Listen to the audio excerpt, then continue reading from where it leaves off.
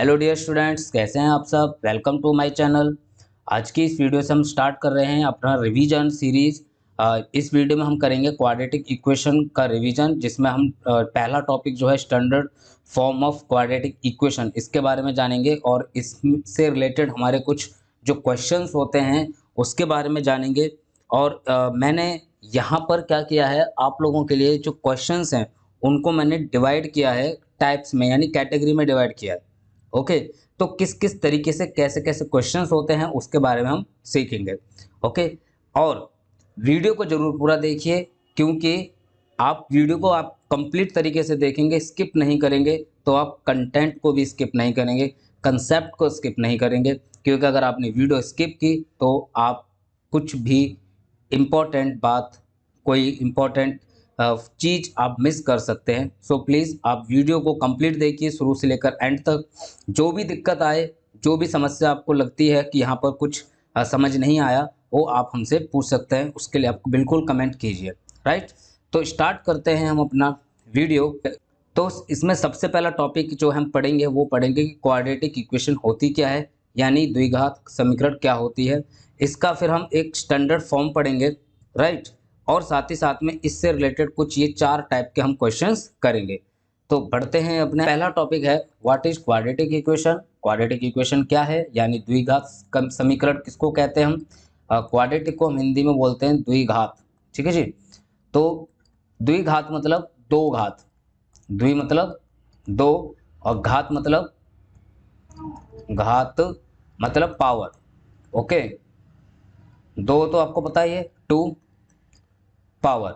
सो ऐसी इक्वेशन या एक ऐसा समीकरण, ऐसी इक्वेशन या पॉलिनोमियल जिसकी मैक्सिमम पावर क्या हो, 2 हो। ठीक है, जिसकी मैक्सिमम पावर क्या हो, 2 हो, वो हमारा क्या होता है, क्वाड्रेटिक इक्वेशन होता है।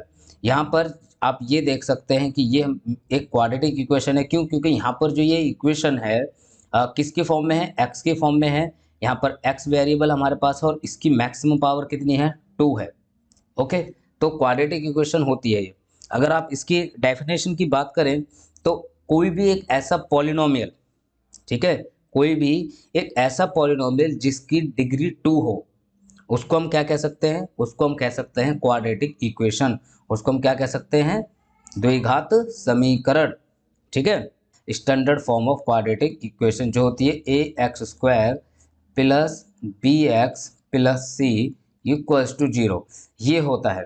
ठीक है, तो ये स्टैंडर्ड फॉर्म होती है हमारी क्वाड्रेटिक इक्वेशन की, जिसमें ए जो है, ए बी और सी, ये क्या होते हैं हमारे, ये सारे रियल नंबर्स होते हैं। क्या होते हैं, हमारे सारे रियल नंबर्स होते हैं। ठीक है ना, वास्तविक संख्याएं होती हैं ये सब। बट एक चीज़ का आपको हमेशा ध्यान रखना है। क्या ध्यान रखना है कि जब भी हमारे पास कोई भी क्वाड्रेटिक इक्वेशन है, द्विघात समीकरण है, तो वहाँ पर ए की जो वैल्यू है, वेयर ए की जो भी वैल्यू है वो कभी भी 0 के इक्वल टू नहीं होनी चाहिए। क्यों नहीं होनी चाहिए?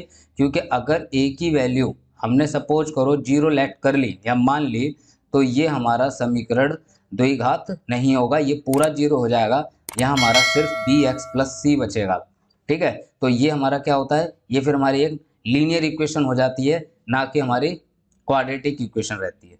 ठीक है, तो आपको इस चीज़ का ध्यान रखना है कि कोई भी इक्वेशन है उसकी मैक्सिमम पावर 2 होनी चाहिए। साथ ही साथ में ए की जो वैल्यू है वो 2, मतलब ए की जो वैल्यू है वो 0 के बराबर नहीं होनी चाहिए। ठीक है, इस चीज़ का आप ध्यान रखेंगे। अब हम चलते हैं कुछ एग्जाम्पल्स की तरफ, जहाँ पर पहला क्वेश्चन हमसे ये कह रहा है कि हमें ये बताना है कि दिए हुए जो इक्वेशंस हैं, ये जो इक्वेशंस हैं, इनमें से ये क्वाड्रेटिक कौन कौन सी हैं और कौन कौन सी नहीं हैं। ये आपका एनसीईआरटी के ही क्वेश्चंस हैं। तो जरा पहली इक्वेशन को देखिए। पहली इक्वेशन क्या कह रही है, एक्स प्लस 1 का whole square equals to 2 in bracket x minus 3। इसको जरा सॉल्व कीजिए। इसको सॉल्व करेंगे तो क्या हो जाएगा, x square plus 1 plus 2x equals to, इसको करेंगे ये हो जाएगा 2x माइनस 6, 2x माइनस 6। अब यहाँ ये एक्स स्क्वायर है, ये कैंसिल आउट हो जाएगा, तो यहाँ क्या बचेगा, ये बचेगा एक्स स्क्वायर प्लस 7। अब जरा ध्यान से देखिए, यहाँ पर क्या है, ये एक्स स्क्वायर प्लस 7 है। इसका मतलब क्या है, ये क्वाड्रेटिक इक्वेशन है। क्यों है ये क्वाड्रेटिक इक्वेशन?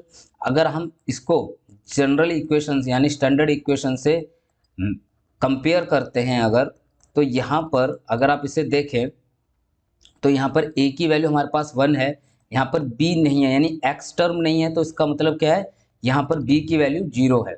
ओके, बाकी कांस्टेंट हमारे पास है, c हमारे पास क्या होता है, कांस्टेंट होता है, स्थिरांक होता है। ठीक है जी, तो ये हमारे पास पहला क्या है, क्वाड्रेटिक इक्वेशन है।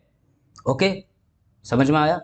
नेक्स्ट चलते हैं क्वेश्चन पे, क्या है वो, x square minus 2x equals to -2 in bracket 3 minus x. इसको सॉल्व करते हैं। X square minus 2x equals to -6 और प्लस एक्स। अब इसको सॉल्व करते हैं, इसको इधर लेके आते हैं, ये हो जाएगा हमारा एक्स स्क्वायर, इसको इक्वल्स टू 0 लगा देते हैं। ठीक है, ये हो जाएगा एक्स स्क्वायर और माइनस ये इधर आएगा तो ये हो जाएगा 3x और ये इधर जाके प्लस का हो जाएगा 6 इक्वल्स टू 0। हाँ जी, ये बिल्कुल सही है। क्यों? क्योंकि ये हमारी स्टैंडर्ड इक्वेशन यानी द्विघात समीकरण की जो स्टैंडर्ड इक्वेशन होती है, इससे कंपेयर करने पर बिल्कुल उसी फॉर्म में हमको मिल रही है, तो इसका मतलब ये हमारी क्वाड्रेटिक इक्वेशन है। राइट, अब हम बात करते हैं थर्ड क्वेश्चन की तरफ। थर्ड क्वेश्चन है हमारे पास x माइनस 2, अगला है x plus 1 equals to x minus 1 और x प्लस 3। राइट, इसको सॉल्व करते हैं तो ये हो जाएगा हमारा x square plus x minus 2x minus 2, कितना हो जाएगा, -2 इक्वल्स टू ये हो जाएगा x square minus x square plus 3x minus x minus 3।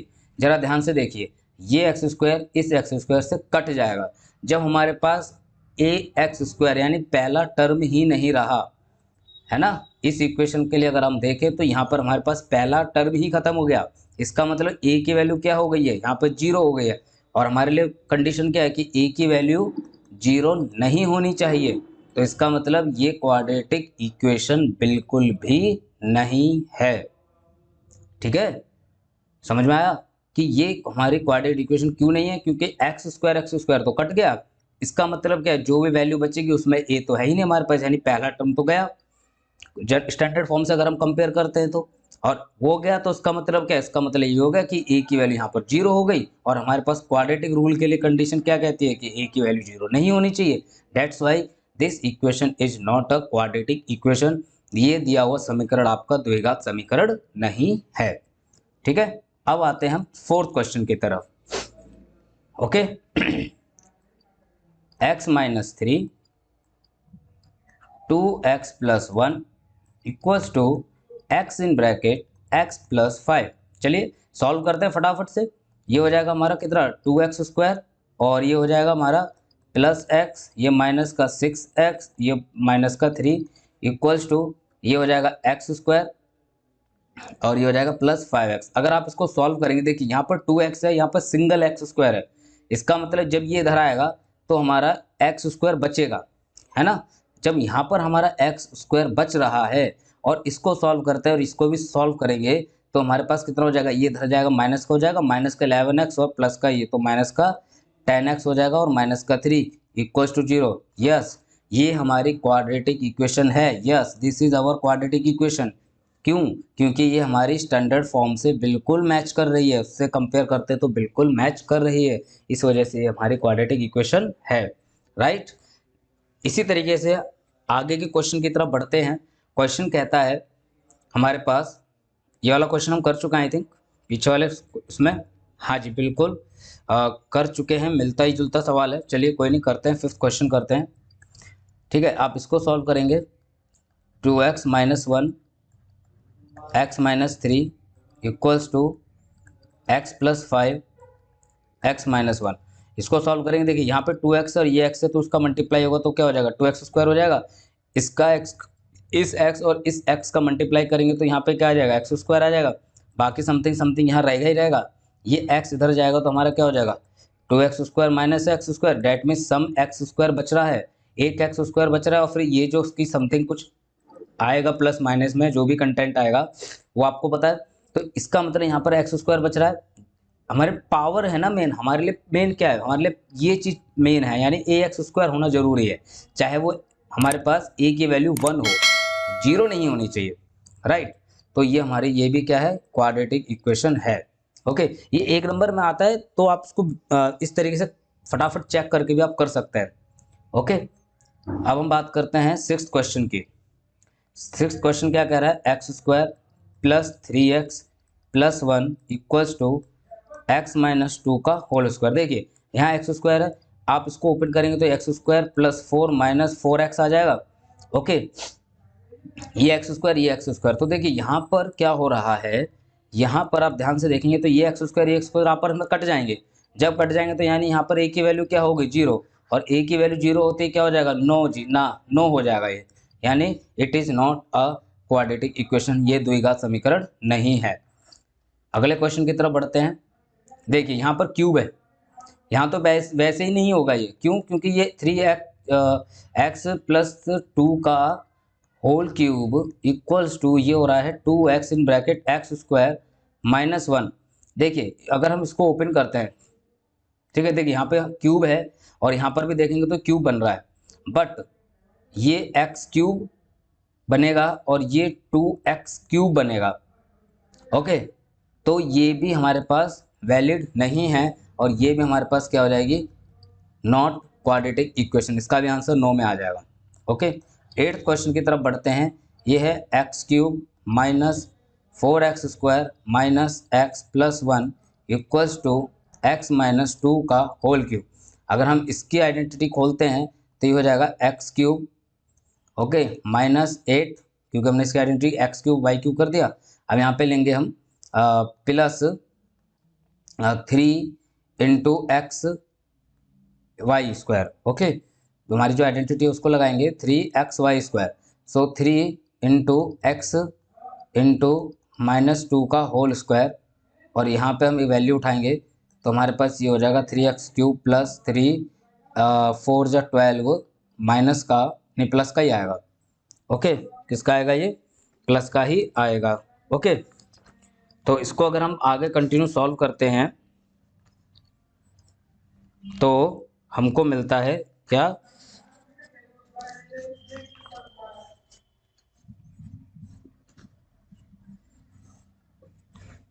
Okay, इसको आगे हम सॉल्व करते हैं तो हमारे पास यहाँ पर एक्स क्यूब है, ये भी एक्स क्यूब है,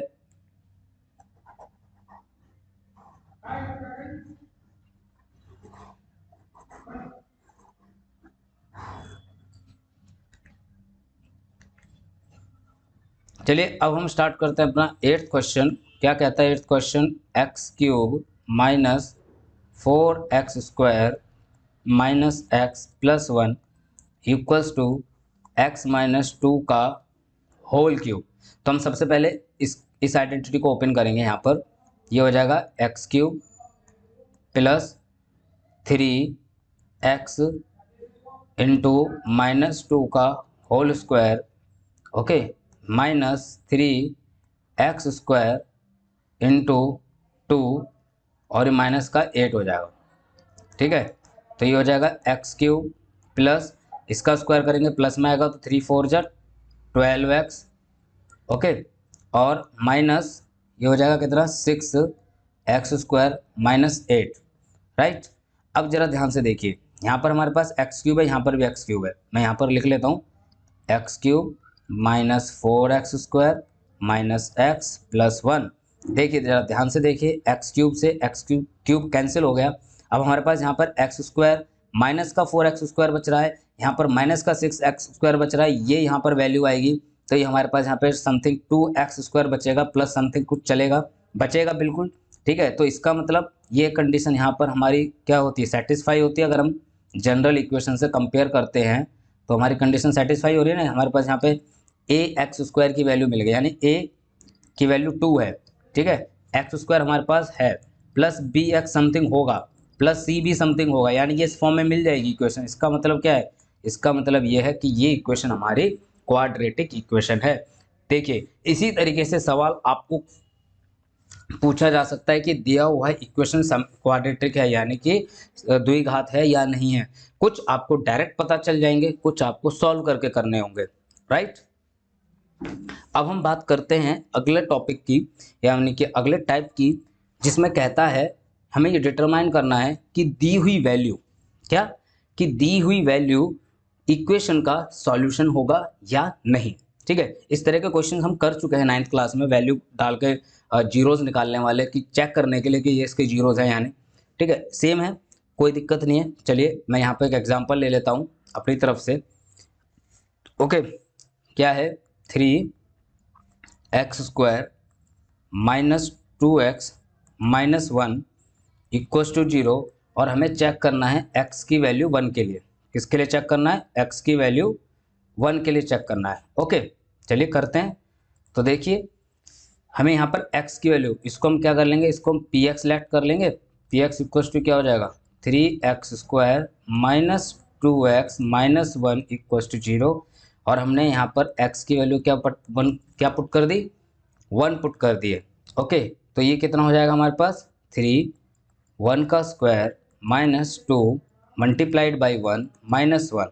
सो आगे चलते हैं हम इसको लेके, तो ये हो जाएगा हमारा कितना, 3 माइनस 2 माइनस 1, क्या हो जाएगा, 3 माइनस 3, जो कि किसके बराबर हो गया, 0।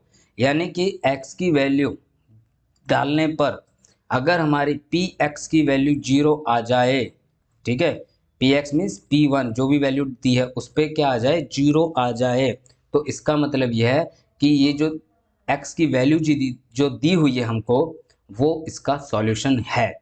डेट मीन्स यहाँ पर जो ये x की वैल्यू 1 दी हुई है, ये इसका क्या है, सॉल्यूशन होगा। ठीक है, अब हम चलते हैं जरा सेकंड क्वेश्चन की तरफ। ओके, एक क्वेश्चन और लेते हैं, थोड़ा सा लंबा सा ले लेते हैं, कोई दिक्कत नहीं। क्वेश्चन है x² प्लस रूट में 2x माइनस 4 इक्वल्स टू 0, और यहाँ पर हमें x की वैल्यू एक बार लेनी है रूट में 2, और एक बार हमें x की वैल्यू लेनी है, ठीक है, एक बार हमको x की वैल्यू क्या लेनी है, एक बार हमको x की वैल्यू लेनी है 2 माइनस टू रूट 2, ये हमको वैल्यू लेनी है। ठीक है, तो हम सबसे पहले क्या करेंगे, हम अपनी px पे एक बार वैल्यू इसको ट्राई करेंगे और एक बार इसको ट्राई करेंगे। सो यहाँ पे हम करेंगे p क्या है, x लेट करेंगे इसको, px equals to x² plus root 2x minus 4। अब हम यहाँ पर p की वैल्यू क्या ले रहे हैं, x की वैल्यू हम क्या ले रहे हैं यहाँ पर, p पॉलिनोमियल x की वैल्यू हम ले रहे हैं यहाँ पर रूट 2, तो x की वैल्यू क्या हो जाएगी, रूट 2 इक्वल्स टू, यहाँ पर रूट 2 का हम क्या कर देंगे, स्क्वायर कर देंगे, प्लस रूट 2 के साथ हम मल्टीप्लाई किसका करेंगे, रूट 2 का माइनस 4 कर देंगे। जरा ध्यान से देखिए, रूट 2 जब भी हमारे पास कभी भी इस तरह का आता है, ध्यान से देखिए, रूट में हमारे पास कोई भी वैल्यू है और उसका अगर हम स्क्वायर करते हैं तो देखो रूट और स्क्वायर आपस में कैंसिल हो जाते हैं और हमारा आंसर सिर्फ अंदर की जो वैल्यू होती है वो बचता है। कैसे बचता है इसका देख लीजिए, जब ए रूट पे कोई भी वैल्यू होती है, ठीक है ना, रूट में कोई भी वैल्यू होती है उसका मतलब क्या होता है, उसकी पावर होती है क्या, 1/2, और यहाँ पर इसकी पूरे की पावर क्या हो जाएगी, 2, और हमें पता है ब्रैकेट के अंदर बाहर पावर होती है तो पावर क्या हो जाती है, मल्टीप्लाई, डेट मीन्स 2/2 हो जाएगी, तो कैंसिल आउट होकर क्या आ जाता है, ए। ठीक है ना, तो ये सिंपल सा है। तो यहीं पे यही कंसेप्ट हम यहाँ पर लगाएंगे, तो यहाँ पर सिर्फ क्या बचेगा, 2 प्लस, अब रूट की 2 बार वैल्यू आपस में मल्टीप्लाई की जाए सेम, या रूट की वैल्यू पर स्क्वायर लगा जाए, चीज दोनों ही बराबर होती हैं, तो इसका मतलब यहाँ पर भी इसकी वैल्यू 2 आ जाएगी, -4, इसका मतलब ये क्या हो गया, 4 - 4 ये हो गया 0। इसका मतलब रूट 2 पर x की वैल्यू रूट 2 पर ये 0 आ रहा है, तो ये तो इसका सॉल्यूशन है। अब हम बात करते हैं किसकी, p की वैल्यू, x की वैल्यू क्या, 2√2 की बात करते हैं, वो भी माइनस का, किसका, माइनस की, राइट।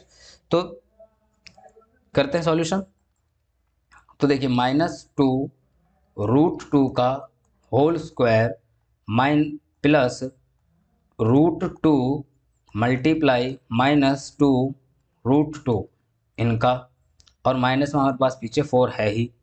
ठीक है, तो देखिए माइनस का स्क्वायर करेंगे प्लस की वैल्यू बन जाएगी, 2 का स्क्वायर करेंगे कितना हो जाएगा 4, और 2 √2 का स्क्वायर करेंगे तो कितना आएगा 2, डेट मीन्स 4 × 2, प्लस, देखिए √2 और √2 मल्टीप्लाई होंगे, जब √2 और √2 मल्टीप्लाई होंगे तो हमारा आंसर आएगा कितना 2, और यहाँ पर माइनस है तो इसीलिए यहाँ पर कितना हो जाएगा हमारे पास माइनस, और ये भी 2 है तो इन 2 में कितना हो जाएगा 2, और ये कितना हो जाएगा हमारे पास माइनस का 4। अब ये कितना हो गया 2 4 जा 8 माइनस 4 कितना हो जाता है 8 माइनस 8 0 आ गया। डैट मीन्स x की वैल्यू -2 √2 पर भी 0 है, तो ये दोनों वैल्यू क्या हैं, इसकी सॉल्यूशन है। इसका मतलब क्या है कि x की वैल्यू जो हमें यहाँ पर ये दोनों दी हुई हैं, ये दोनों इसकी सॉल्यूशन होंगी।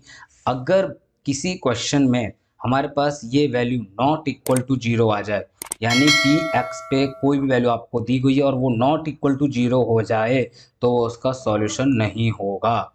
ठीक है, नो सॉल्यूशन, तो उसका सॉल्यूशन, वो दी हुई वैल्यू उसका सॉल्यूशन नहीं है, ये समझना है।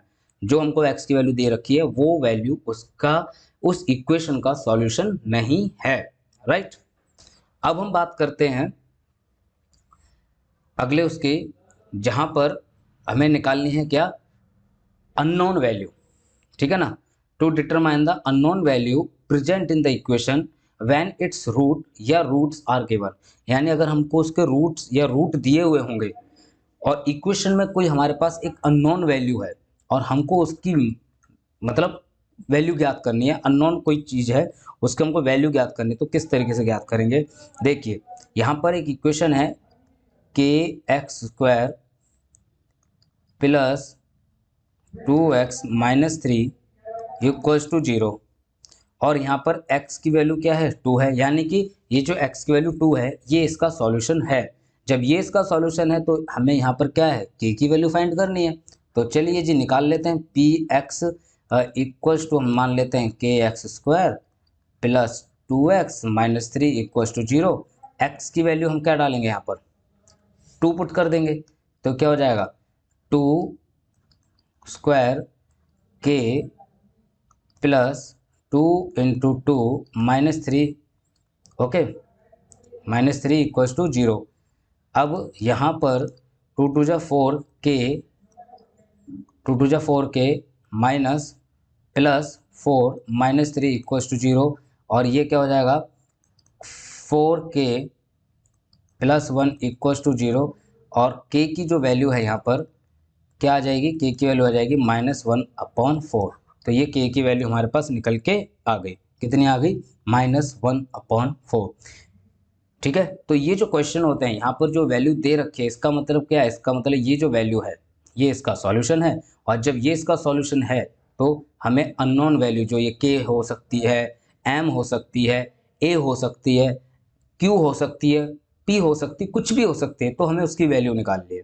ठीक है, एक क्वेश्चन और करते हैं थोड़ा सा इसके जैसा ही, ठीक है, जिसमें हमें वैल्यू निकालनी हो, जैसे x² plus 2ax minus k equals to 0, और x की वैल्यू उसने दे दी हमको -a। देखिए यहाँ पर -a वैल्यू दे दी इसने क्या x की, और हमसे कह रहा है कि वैल्यू फाइंड करनी है k की। चलिए कर देते हैं, तो px इक्वल्स टू लिखेंगे हम इसको एक बार x² प्लस 2ax, ओके, और माइनस के इक्वल्स टू 0, ये 0 के बराबर है ही, तो इसको लेके चलते हैं ज़रा, तो ये क्या हो जाएगा -a का whole square plus 2a into -a minus k equals to 0। अब यहाँ पर देखिए ये हो जाएगा a² minus 2a² minus k equals to 0। अब ये हो गया, यहाँ से इसको माइनस करेंगे तो माइनस का a² माइनस का k बचेगा इक्वल्स टू 0, और माइनस का k इक्वल्स टू माइनस का k इक्वल्स टू प्लस, ये इधर जाएगा तो क्या हो जाएगा प्लस का a² हो जाएगा, और k इक्वल्स टू यहाँ से इधर इसको ले लेंगे तो ये -1 जो है ये नीचे जाएगा, यानी कि इसके साथ मल्टीप्लाई में क्या है -1 है, ये इधर जाएगा तो ये क्या हो जाएगा माइनस का a²। तो यहाँ पर k की वैल्यू क्या आ गई माइनस का a²। तो ये इस तरह के जो क्वेश्चंस होते हैं इनमें हमको जो वैल्यू निकालनी होती है अननोन टर्म की, ठीक है ना, अननोन टर्म मान लीजिए, अननोन वैल्यू जो निकालनी होती है वो हम तभी निकाल सकते हैं जब हमको रूट्स दिए हुए हों, यानी कि जो x की एक प्रॉपर वैल्यू दी गई हो, ठीक है, अब हम चलते हैं अपने नेक्स्ट टाइप के क्वेश्चंस पे, जो सबसे ज़्यादा एक तरीके से इम्पोर्टेंट भी आप मान सकते हैं। क्यों? क्योंकि इसमें हमको क्या होता है, क्वेश्चन दिया गया होता है एक हमारी जनरल सिचुएशन से, ठीक है, सामान्य जो हमारी सिचुएशन होती है उससे दिया होता है, और हमें उसको किस में कन्वर्ट करना होता है, इक्वेशन में कन्वर्ट करना होता है, फॉर्मेशन बनानी होती है हमको किसकी, क्वाड्रेटिक इक्वेशन की, और फिर उसको सॉल्व करना होता है। तो सॉल्व करने की बात तो हम करेंगे आगे, यानी कि नेक्स्ट वीडियो में। अभी हम यहाँ पर बात करेंगे कि जो प्रॉब्लम जो दी गई हमको, ये जो प्रॉब्लम दी गई है, इस प्रॉब्लम के इक्वेशंस कैसे बनती हैं। ठीक है, तो क्वेश्चन को जरा ध्यान से पढ़िएगा और उसको इक्वेशन में कन्वर्ट करने की कोशिश कीजिएगा। ठीक है, तो चलिए हम करते हैं अपना शुरुआत। क्वेश्चन कह रहा है the area of the rectangular plot is 528 meter square.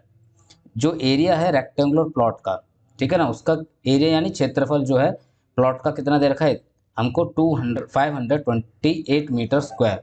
तो हम यहाँ पे लिखते हैं एरिया ऑफ प्लॉट कितना दिया हुआ है, 528 मीटर स्क्वायर। चलिए एक मैं यहाँ पर आपके लिए छोटा सा डायग्राम बना देता हूँ, जिससे कि आपको एक क्वेश्चन और अच्छे से क्लियर हो जाए। ये रेक्टेंगुलर प्लॉट है यानी आयतकार है, इसकी ये लंबाई है और ये चौड़ाई है, ठीक है ना। अब क्या कह रहा है, the length of the plot meters में, जो ये लंबाई है, ये जो लंबाई है प्लॉट की वो कितनी है, is 1 more than twice its breath, यानी कि इसकी ब्रेथ, इसकी चौड़ाई की दुगने से एक ज़्यादा है, चौड़ाई के दुगने से एक ज़्यादा है। तो ये तो मैंने पहले लिख दिया, बट आपको ये समझना है यहाँ पर कि जब हमारे पास एक क्वांटिटी दूसरे पर डिपेंड हो रही है कंप्लीटली, यहाँ पर जो लेंथ है वो किस पे डिपेंड है, ब्रेथ पे। क्यों? क्योंकि उसने कह दिया कि जो लेंथ है वो ब्रेथ की ट्वाइस से यानी ब्रेथ की दुगनी से क्या है, 1 मोर, एक ज़्यादा है। तो हम यहाँ पर ब्रेथ को क्या मानेंगे, x, और लेंथ क्या हो जाएगी 2x+1, क्योंकि ब्रेथ की डबल, ब्रेथ की दुगनी 2x और उससे एक ज़्यादा 1 मोर, तो +1 हो जाएगा। ठीक है, तो हम यहाँ पे मानेंगे लेट ब्रेथ ऑफ प्लॉट कितनी, x मीटर, चौड़ाई हम कितना मान लेंगे, x मीटर मान लेंगे। तो जो लेंथ है, लंबाई जो है प्लॉट की, वो कितनी हो जाएगी, वो हो जाएगी 1 more than twice of its breath. ठीक है, अब हमको क्या करना है, अब हमें इसको इक्वेशन में फॉर्म करना है। हमें लेंथ मिल गई, हमको ब्रेथ मिल गई, एरिया दे रखा है, तो एरिया क्या होता है, L into b equal to कितना दिया हुआ हमको, 528। अब L हमारे पास कितना है, 2x+1 इंटू ब्रेथ कितना है, x इक्वल्स टू 528। अब इसको सॉल्व कर दीजिए, ये हो जाएगा हमारा 2x² plus x equals to 528। अब जरा ध्यान से देखिए, इस हमें ये जो कांस्टेंट टर्म है इसको राइट लेफ्ट हैंड साइड ही लेके जाना पड़ेगा। क्यों लेके जाना पड़ेगा, क्योंकि हमारे पास स्टैंडर्ड फॉर्म जो है इक्वेशन की वो किस फॉर्म में होती है, ax² plus bx plus c equals to 0, यानी कि राइट हैंड साइड हमारे पास 0 होता है। इसीलिए हमको पूरी इक्वेशन को इस ही फॉर्म में लिखनी है। ठीक है जी, समझ में आया। चलिए नेक्स्ट क्वेश्चन की तरफ चलते हैं। नेक्स्ट क्वेश्चन हमसे कहता है the product of 2 consecutive positive integer is 306, यानी 2 लगातार आने वाली पॉजिटिव इंटीजर का प्रोडक्ट यानी मल्टीप्लाई 306 है। हमें इंटीजर्स निकालने हैं, वो तो हम बाद में निकालेंगे, पहले इक्वेशन तो बनाए।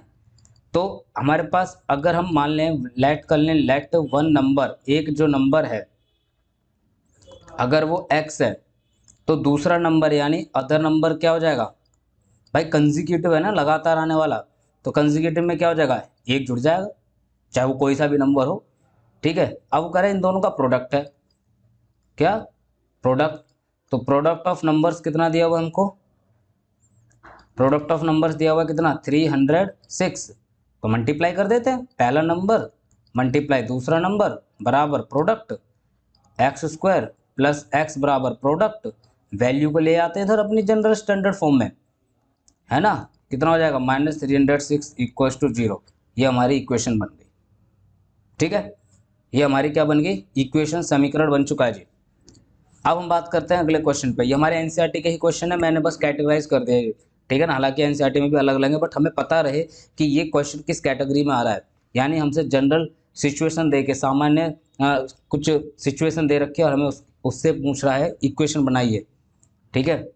ये हमारे अक्सर डेली यूज वाले होते हैं, अक्सर आने वाले आम जिंदगी में इस्तेमाल होने वाली चीज़ें होती हैं। ऐसे ही हमारे केस स्टडी बेस है, ठीक है। वहाँ पर हमें काफ़ी मतलब काफ़ी बड़ा क्वेश्चन दिया गया होता है, मतलब जो केस जो हमें दिया गया होता है उसको समझने के लिए काफ़ी डिटेल दी गई होती है, तब हम उस क्वेश्चन को करते हैं।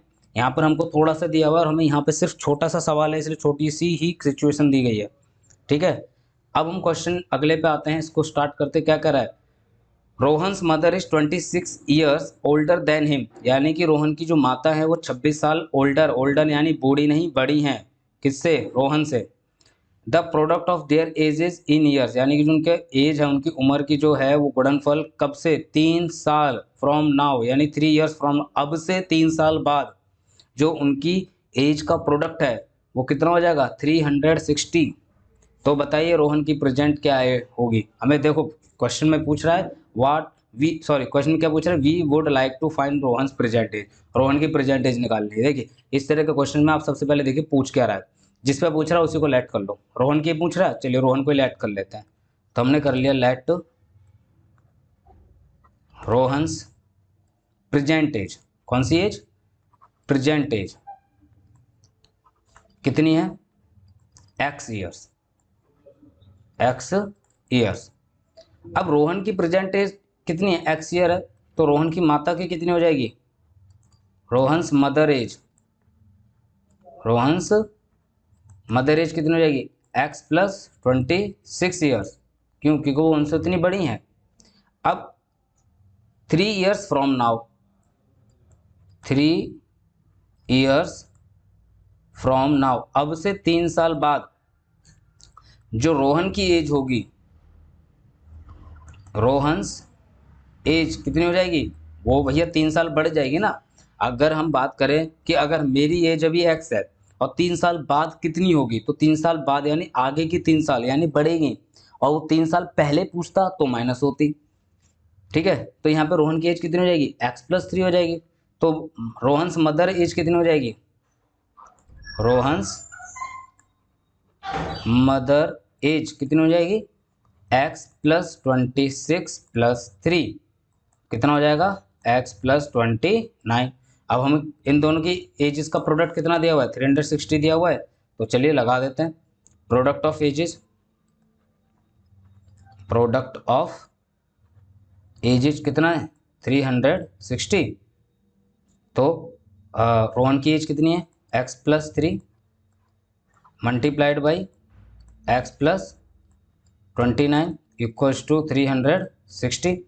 मल्टीप्लाई कीजिए, x square plus 29x plus 3x plus 87 equals to 360।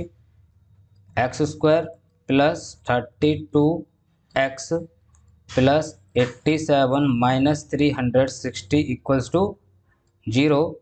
और इसको हम कंप्लीटली सॉल्व करते हैं तो x square plus 32x minus 273 equals to 0। So ये हमारी क्या है, रिक्वायर्ड इक्वेशन है, ठीक है। ये हमारा क्या है, जो हमसे सवाल पूछा गया है उसको हमने इक्वेशन में इस तरीके से रिप्रेजेंट कर दिया, ओके, ठीक है। अब इस टाइप का हमारा लास्ट क्वेश्चन है, ठीक है। तो ये क्वेश्चन क्या है, ट्रेन को लेकर है। चलिए ट्रेन चलाते हैं, थोड़ी सी देखते हैं सवाल क्या कह रहा है। सवाल कह रहा है, a train travels a distance of 480 kilometre at a uniform speed. देखिए यूनिफॉर्म स्पीड यानी एक समान रफ्तार से, ठीक है ना, चाल से ट्रेन 480 किलोमीटर चल रही है। तो डिस्टेंस कितना दे रखा हमको, डिस्टेंस 480 किलोमीटर फिक्स हो गया भैया, ठीक है।